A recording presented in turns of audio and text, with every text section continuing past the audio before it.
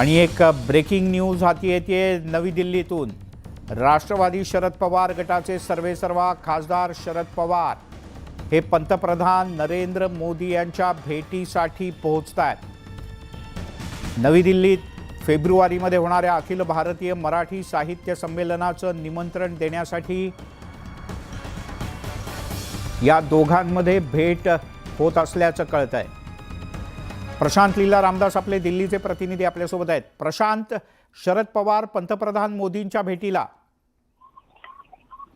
मिलिंद, पंतप्रधान नरेंद्र मोदी यांची भेट घेण्याकरिता राष्ट्रवादी काँग्रेस शरदचंद्र पवार पक्षाचे राष्ट्रीय अध्यक्ष शरद पवार हे दाखल झालेले आहेत। संसद भवनातील पंतप्रधान कार्यालयात दाखल झालेले आहेत।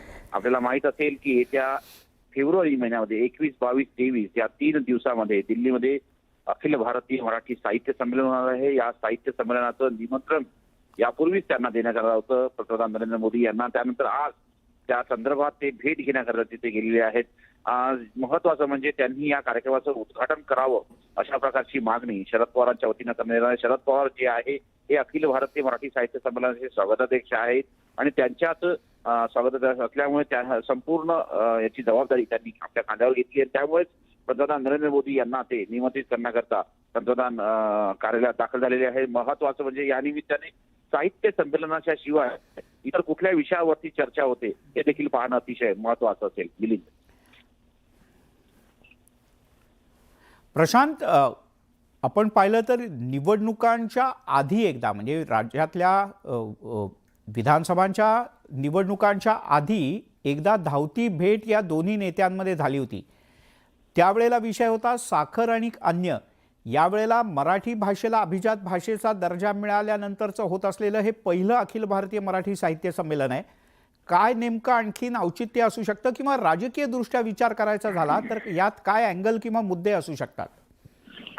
महत्वाचं म्हणजे जर बघितलं तर आपल्याला माहित असेल की शरद पवार हे नियमितपणे पंतप्रधान नरेंद्र मोदींना भेटत असतात। निवडणुकीच्या पूर्वी, विधानसभा निवडणुकीच्या पूर्वी त्यांची भेट झाली होती। त्यानंतर आता विधानसभा निवडणूक संपल्यानंतर राज्यात सत्ता स्थापन झाल्यानंतर आता पुन्हा एकदा शरद पवार भेटायला गेलेले आहेत। दरम्यानच्या प्रशांत, मी तुला थोडंसं थांबवतो, तुझ्याकडे परत येऊ, पण आता थेट नागपुरात जाऊयात कारण राम शिंदे अर्ज भरतायत विधान परिषदेच्या सभापती पदाचा आणि त्यासाठी मुख्यमंत्री देवेंद्र फडणवीस पोहोचलेले आहेत। उदय तिमांडे आपले प्रतिनिधी आपल्यासोबत आहेत। उदय,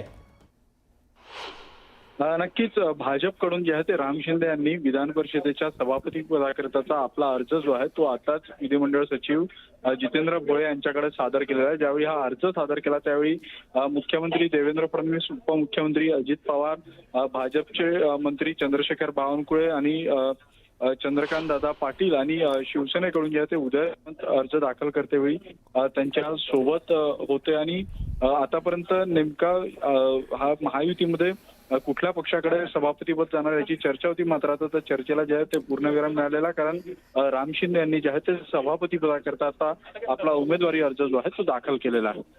उदय, तुर्तास धन्यवाद या माहितीबद्दल।